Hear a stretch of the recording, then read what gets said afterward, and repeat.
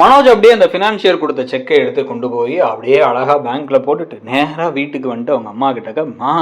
எப்படியோ வந்து அந்த பணத்தை போட்டாச்சுமா, நமக்கு இனிமேல் பேங்க்கில் கடன் இல்லை. ஆனால் அந்த பத்திரத்தை எடுத்து வரதுக்காக அவங்க கையெழுத்து தான் கேட்டாங்க. அதான் எனக்கு ஒரே ஒரு டவுட்டு, அப்பாவோட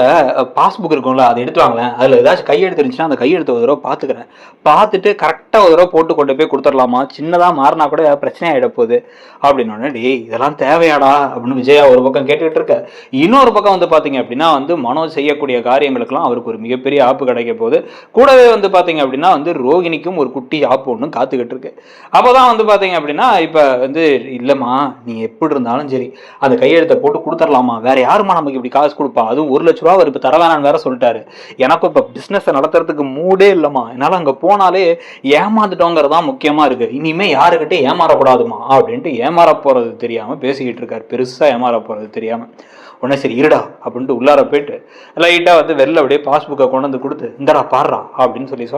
சொன்ன உடனே வந்து இவர் என்ன பண்ணுறாரு அப்படின்னா அவங்க அப்பாவோட கையெழுத்த ஒரு பேப்பர் எடுத்து திருப்பி போட்டுட்டு இருக்காரு. போட்டு பார்த்துக்கிட்டு இருக்கும் பொழுதே பின்னாடி என்ன வந்து என்னடா பண்ணிருக்க அப்படின்னு ஒரு குரல் கேட்குது. திரும்பி பார்த்தா பின்னாடி முத்து நிற்கிறாரு.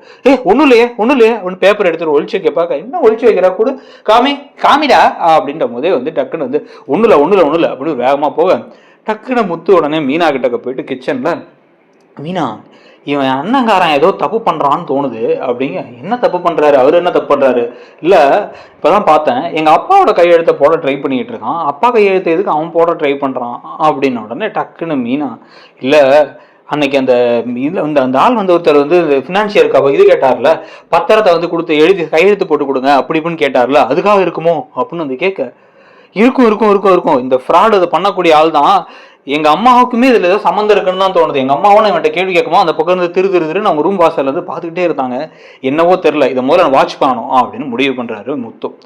இதுக்கடையில் என்ன ஆகுது அப்படின்னு வந்து பார்த்தா இப்ப சிந்தாமணி நேரா வந்து ரோகிணியை கூப்பிட்டு, அம்மா ரோகிணி இப்போ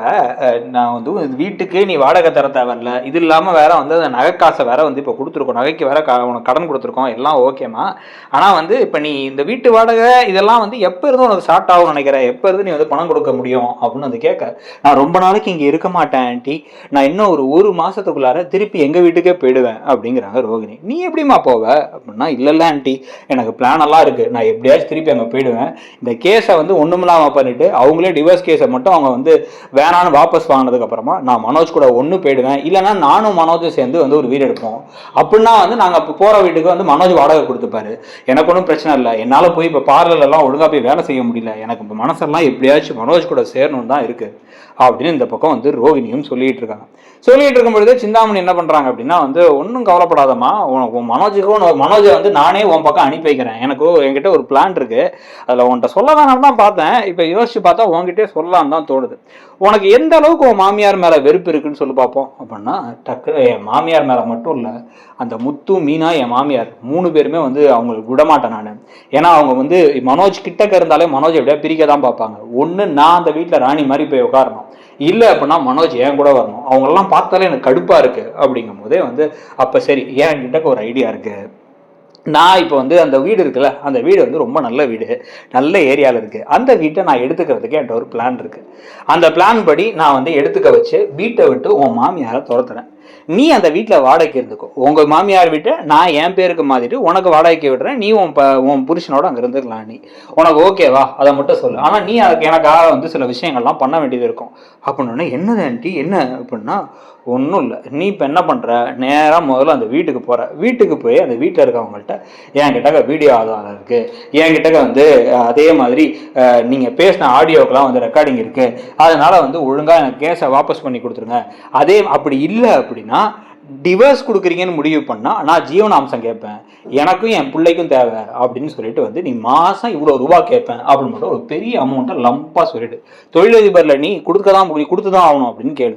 அப்போ தான் அவனுக்கு பயம் அதிகமாக வரும், பணத்துக்கு பயம் அதிகமா இருக்கும்போது என்ன பண்ணுவானுங்க அப்படின்னா, திருப்பி அந்த ஃபினான்ஷியல் கால் பண்ணி, இல்லைன்னா ஒரு அமௌண்ட்டா கொடுத்துருங்கன்னு கேளு. ஒரு 5 லட்ச ரூபா பணம் கொடுத்தா நான் வந்து விட்டுறேன், இல்ல 10 லட்ச ரூபா கொடுத்தா விட்டுறேன் அப்படின்னு மட்டும் முதல்ல பேசு. ஆனா வந்து நீ விடலாம் வேணாம். அந்த 10 லட்ச ரூபா வேணும்னு சொல்லி கேட்டோன்னே இவங்க என்கிட்ட கடன் வாங்கி கொடுத்து உன்னை மொத்தமா டிவோர்ஸ் பண்ண வச்சிடலான்னு பார்ப்பாங்க. கையில கடனை வாங்கட்டும், நீ மனசை மாத்திட்டேன்னு சொல்லிட்டு கடன் ரொம்ப அதிகமானதுக்கு அப்புறம் என்ன பண்றதுன்னு தெரியாம அந்த வீட்டை அவங்க என்கிட்ட கொடுத்துதான் ஆகணும். கம்மியா இருந்துச்சு அப்படின்னா வட்டி கொடுக்குறான்னு கொடுத்து தப்பிச்சிருவானுங்க. அதனாலதான் சொல்றேன் அப்படின்னு. ஆன்டி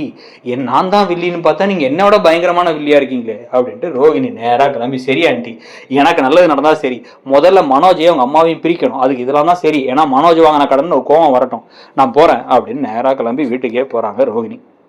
வீட்டுக்குள்ளார நுழைஞ்சு ரோகிணி வந்து இப்போ எல்லாரும் முன்னாடி உட்காந்து, நீ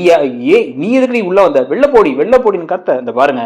உங்களுக்கு இப்போ எனக்கு டிவோர்ஸ் கொடுத்தாகணும் அப்படிதானே, நான் மனோஜோட சேர்ந்து வாழக்கூடாது அப்படிதானே, அப்போ அதனால எனக்கு என்ன ஆதாயம்? ஒன்று எனக்கு நீங்கள் மாதம் 1.5 லட்ச ரூபா ஜீவனாம்சம் கொடுக்கணும், இல்லை அப்படின்னா நானும் ஒரு லாயரை பதிப்பை போய் பேசிட்டேன், இல்லை அப்படின்னா பல்காக ஒரு அமௌண்ட்டை கொடுத்தீங்கன்னா வேணா நான் வந்து டிவோர்ஸ் பேப்பரில் அடுத்த ஹியரிங்க்கு அப்போ வந்து நான் டிவோர்ஸுக்கு ஒத்துக்கிறேன்னு சொல்லிடுறேன் அப்படின்னு. இல்லை நீ பணத்தை வாங்கிட்டு முடியாதுன்னா,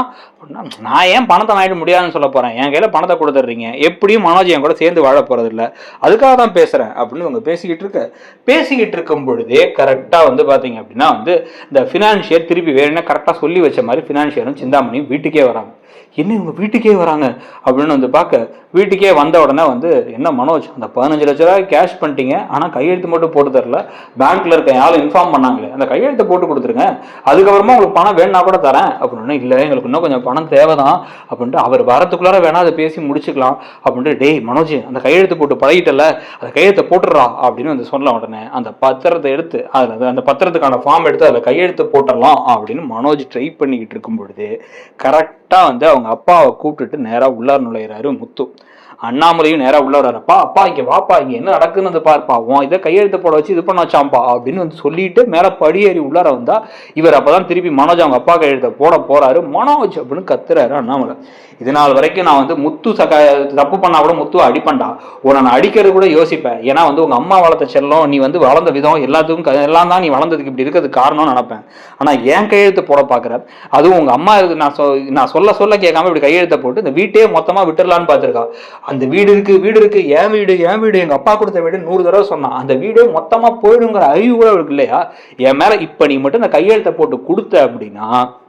நான் கண்டிப்பா என்ன பண்ணுவேன் அப்படின்னா, நான் போலீஸ்ல போய் ஃபோர்ஜரி பண்ணிட்டான், என் பிள்ளையே ஃபோர்ஜரி பண்ணிட்டான், உன் மேல கேஸ் கொடுத்துருவேன், உனக்கு நான் பொறுமையா இருந்ததெல்லாம் போதும், இப்படிதான் வந்து என்னுடைய பென்ஷன் பணத்தை தூக்கிட்டு போனேன், இப்ப அதை விட கேடுகட்ட காரியம் பண்ற விஜயா, எல்லாம் ஒன்னால 2 பேரும் உங்களை தூக்கி உள்ளதான் வைக்கணும் அப்படின்னு வந்து பேசிக்கிட்டு இருக்க. இந்த பக்கம் ரோகிணியை ஷாக் ஆகி பார்க்கும் பொழுது டக்குன்னு இப்ப வந்து பாரு,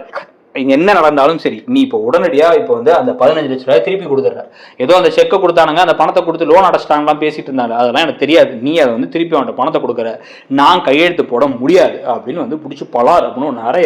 அரைஞ்ச உடனே ஷாக் ஆகி பார்க்கும் பொழுதே வந்து,